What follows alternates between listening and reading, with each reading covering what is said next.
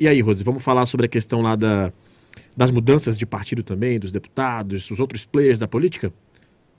Vamos sim, Rafael. Olha, eu fiz uma anotação aqui a respeito do quadro na Assembleia Legislativa. Mudou muita coisa. Muitos partidos que elegeram parlamentares, elegeram bancadas grandes, estão esvaziados ao final do fechamento dessa janela da infidelidade, né? Que fechou na sexta-feira e no sábado que acabou foi o prazo de filiação, né? O prazo de filiação para a eleição. O que acontece, Rafael, por exemplo, o PP, vamos começar pelo PP, que elegeu 4 deputados estaduais na eleição de 2018, terminou sem ninguém. O PP está sem representatividade na Assembleia Legislativa. E partidos diretamente ligados ao governador Wilson Lima ficaram bem inchados, ficaram enormes. A gente pode dizer, inclusive, que nessa configuração atual da Assembleia é o momento em que o governador está mais fortalecido.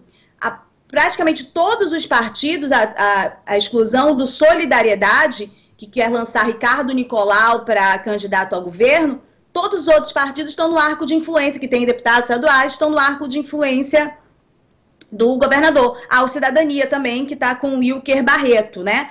Todos os demais estão no arco de influência do governador, inclusive o Republicanos, que tem lá, filiou no final do prazo, Dermilson Chagas, que é da oposição. Mas o Partido Republicanos não é oposição ao governador, a gente viu, falou aqui, né, da proximidade do Republicanos. Então, num quadro geral, vamos colocar aqui, o PV, por exemplo, que elegeu 3, ficou com o Carlos Bessa, o vice-presidente da Assembleia, e o Álvaro Campelo. O MDB tinha 2, né, tinha a Alessandra Campelo, que foi eleita pelo MDB, e tinha afiliado o Fausto. Ele havia saído do PV, estava no MDB, aliado do senador Eduardo Braga, e no final o MDB ficou sem ninguém na Assembleia Legislativa, porque a Alessandra foi para o PSC e o Fausto foi para o União Brasil, para tentar deputado federal a princípio, né? Bom, vamos lá. O PL elegeu 2 parlamentares, o Cabo Maciel e a Joana Dark. No final, a Joana Dark também foi mais um nome que migrou para a União Brasil. Cabo Maciel permaneceu no PL. E o Tony Medeiros, deputado Tony Medeiros, foi um outro nome que o PL ganhou aí na reta final, ficou sem partido, foi Ele ia pro Avante, viu, Rafael? O partido do Davi Almeida. Só que como o Abdala também ficou sem chapa no Podemos e foi pro Avante, que é um aliado histórico do Davi Almeida, o Tony Medeiros ficou sem cadeira. Aí ele foi pro PL. Outro nome que está afiliado ao PL é a Terezinha Ruiz. Aí, nesse caso, ela esvaziou o PSDB. O PSDB havia do Arthur Vigílio, havia eleito Terezinha Ruiz, ela vai e migra para o PL, que é um partido do arco de aliança do governador Wilson Lima, e o PSDB de Arthur Vigílio também esvaziado lá na Assembleia. O PP ficou esvaziado, né? O PP, inclusive, estava ali no arco de aliança do governador, ainda está, porque está com o Marcos Rota agora, né? Do Davi Almeida, mas, no entanto, nessas articulações todas, não conseguiu formar chapa, perdeu o deputado federal Átila Lins, que, aliás, era quem estava à frente do PP, né? Perdeu toda uma chapa estadual, não conseguiu fazer uma configuração para deputado federal, e aí a gente não está falando de qualquer nome, a gente está falando de uma das principais raposas da política do Amazonas, mas veja a condição que ele ficou em função dessas novas regras das cláusulas de barreira. No final, o Átila Lins, deputado federal, se filiou ao PSD do Omar Aziz, e o PP na Assembleia ficou sem ninguém, né?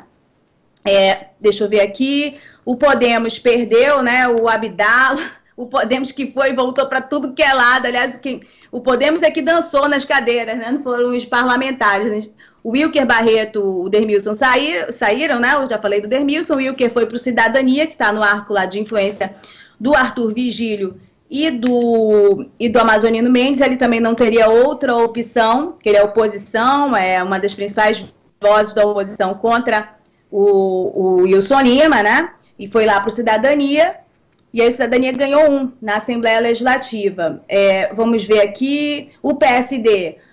O que eu estou sabendo de informação é que a deputada estadual Nesme permanece no PSD, mas não deve disputar reeleição em função de sua condição de saúde, que tem afastado a deputada de muitas sessões na Assembleia, e ela tem sido, inclusive, alvo de críticas, mas a informação que se tem de bastidor é que ela passa numa condição bem delicada. Precisa esmiuçar um pouquinho mais isso em função dessa necessidade de presença também do parlamentar e de que o parlamentar pode usar de uma licença para se cuidar e permitir que o suplente assuma. Essa é uma questão que está rolando nos bastidores, a gente não tem tido quase tempo de tratar aqui, em função das outras questões mais importantes, mais macro, né, da eleição. Vamos lá.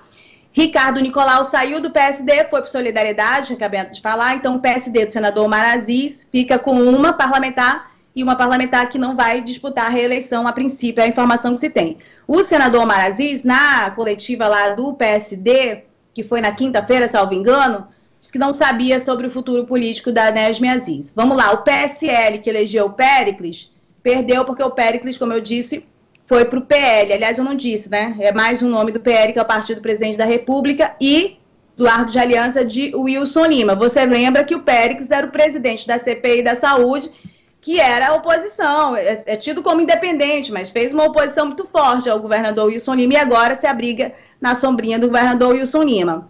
Vamos lá. E, aliás, eu já até comentei, o Péricles tinha um grande trunfo nesse campo da oposição e abriu mão para ter aí uma segurança, talvez como os outros buscaram essa segurança, né, na disputa do apoio da máquina.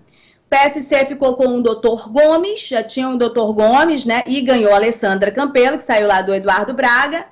O PV tem o Bercinho, já falei, o Álvaro Campelo, né, o PT permaneceu Sinésio Campos, e o Republicanos tem o Dermilson e o deputado João Luiz, o deputado que tem a sua base na Igreja Universal. As pessoas colocam que essa é uma chapa que é forte, que deve sim conseguir aí os seus intentos, né, de reeleição. Bom, aí nós temos o União Brasil, que ficou enorme, né? Ganhou o deputado Belarmino Lins, o deputado Belarmino Lins, que era do PP, que não deve concorrer à sua reeleição, ele já anunciou isso, deve lançar o filho dele, que foi vice do Ricardo Nicolau na eleição passada, e que eu não recordo o nome dele neste momento, se você puder consultar, Rafael, aí na internet. Tem o deputado Adjuto Afonso, saiu do PDT. Nós temos o Saulo Viana, que não deve concorrer à sua eleição, ele está se preparando para ser deputado federal, ele saiu do PTB, né? Deixa eu ver, o Fausto Júnior, que a gente já tinha falado, que saiu do MDB, e o presidente da Assembleia, Roberto Cidade, a gente já tinha falado também da condição dele, das articulações e da exigência que o governo quer, em se reelegendo, que o próximo presidente da Assembleia também seja do partido do governador. E aí o Roberto Cidade faz essa alteração para atender a essa condição. Eu acho que é isso. O Patriota, o Felipe Souza, que é o líder do governador, ficou no Patriota, e a informação que eu tenho, embora o Patriota não tenha